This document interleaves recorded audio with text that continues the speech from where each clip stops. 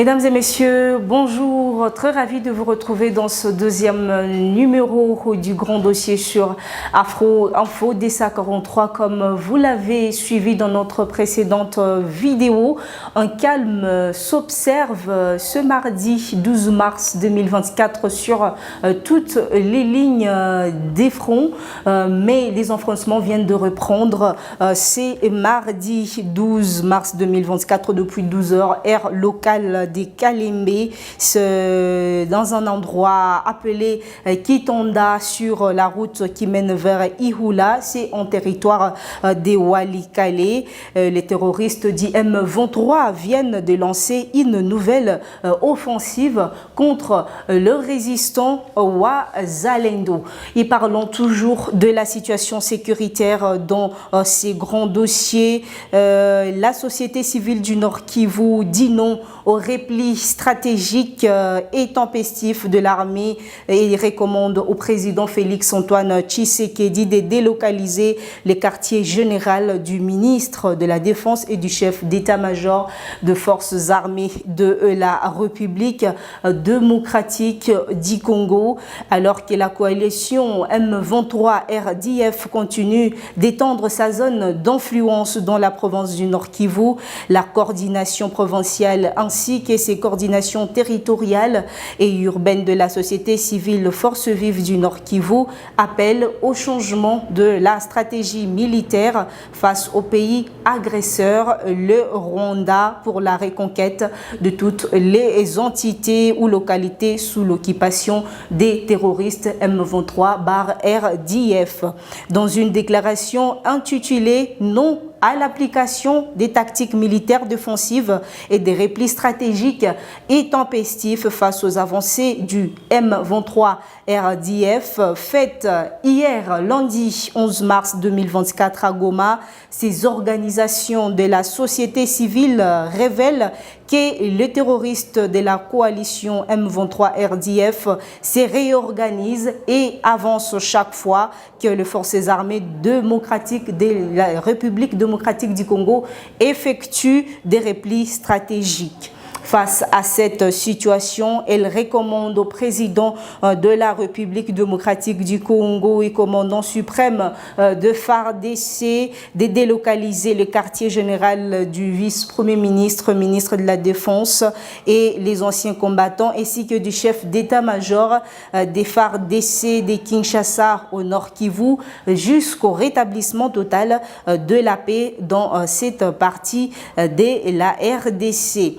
De leur part, la société civile du Nord Kivu a rappelé que toute la population doit se mobiliser tous les jours pour soutenir les forces armées de la République démocratique du Congo et leurs alliés afin de reconquérir tous les espaces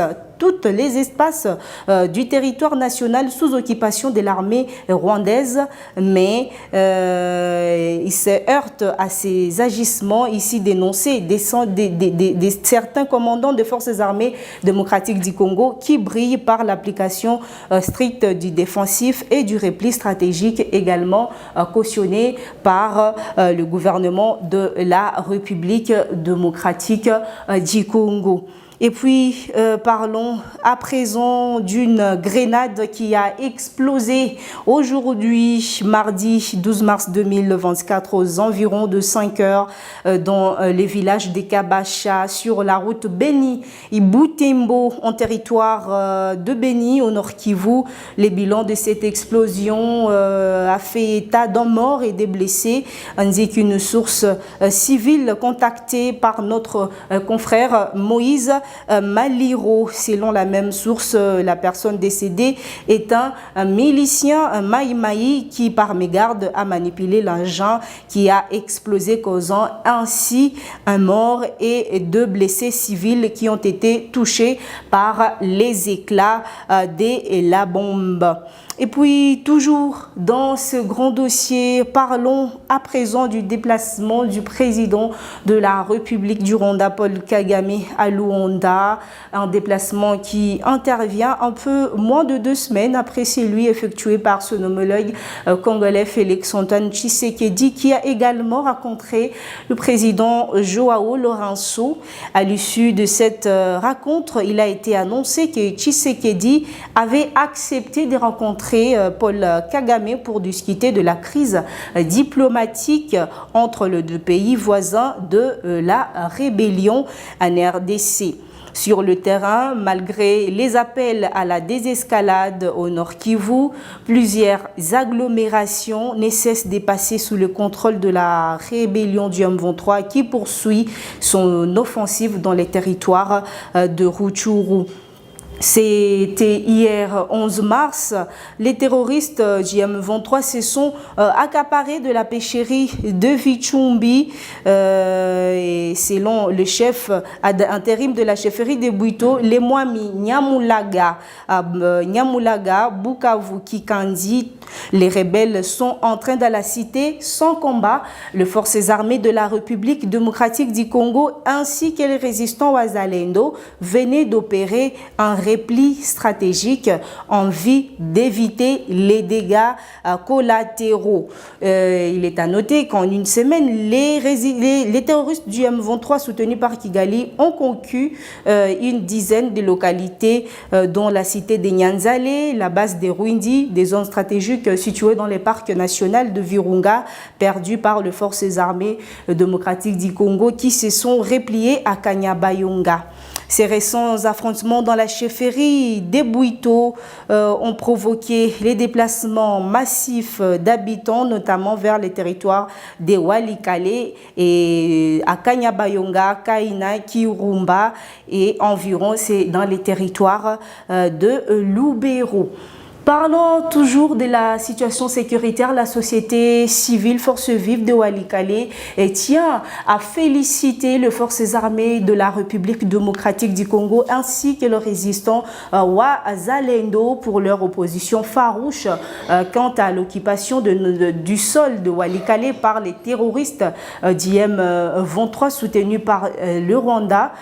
C'est un témoignage de leur soutien total à ces vaillants qui sont en train de combattre nuit et jour afin de ne pas céder même 1 centimètre de la RDC aux terroristes du M23. Cependant, la société civile du territoire de Walikale est profondément choquée par la prise du village de Kalembe qui a provoqué les déplacements massifs de la population dans les zones sécurisées dans le groupement de Kisimba et Ihara dans le moment sans assistance. Le samedi du camp de forces armées démocratiques du Congo basé dans le même village par les terroristes du M23 qui ont pillé les boutiques et emporté d'autres biens de valeur de la population qui vit dans cette partie.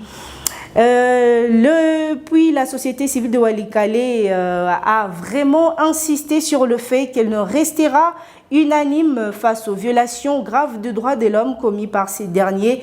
Il interpelle le gouvernement congolais à prendre à main ses responsabilités pour essayer de reconquérir toutes les zones sous occupation des terroristes du M23. Et la situation sécuritaire dans les territoires de Nyiragongo ne cesse de se détériorer du jour au jour. Dans la nuit du lundi 11 mars à ce mardi 12 mars 2024, dans le groupement Moudja village Kiziba 2, des bandits ont fait incursion dans 2 maisons. Aucune intervention n'a été faite par la patrouille. Les autorités doivent renforcer les dispositifs sécuritaires dans les territoires de Nyiragongo. C'est selon Thierry Gassissiro, un cadre du territoire de Nyiragongo qui nous l'a rapporté. Et puis, parlons toujours de la situation sécuritaire. À Lubero, les volontaires de la Croix-Rouge sont en train d'épuiser de l'eau pour assouvir tant soit peu les populations vulnérables. C'est un premier secours d'urgence à plus de 3000 déplacés. Notez que cette situation a été observée par nos reporters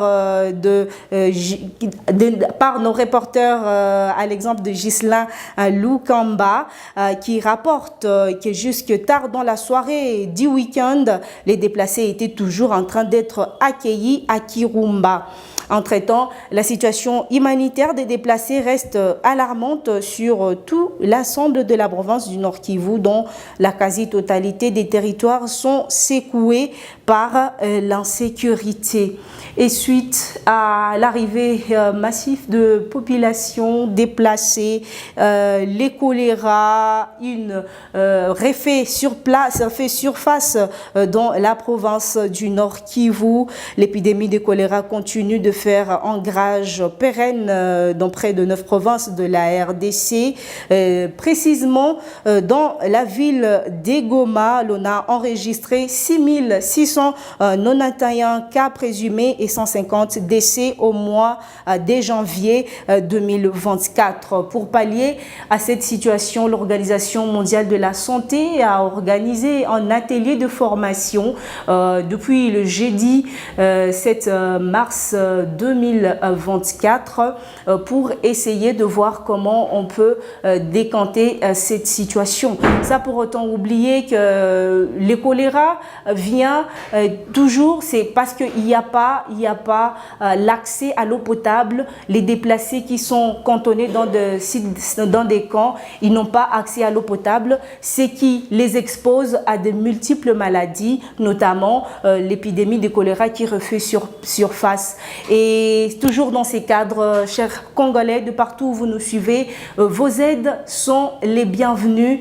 Si vous pouvez aider ces familles qui sont en train de vivre dans des situations déplorables, vos aides sont le bienvenu. Vous avez nos numéros, vous avez les numéros de notre consoeur Santish Senga. Et c'est par ici que nous mettons fin à cette édition du Grand Dossier. Et nous, on se retrouve très prochainement pour un nouveau numéro.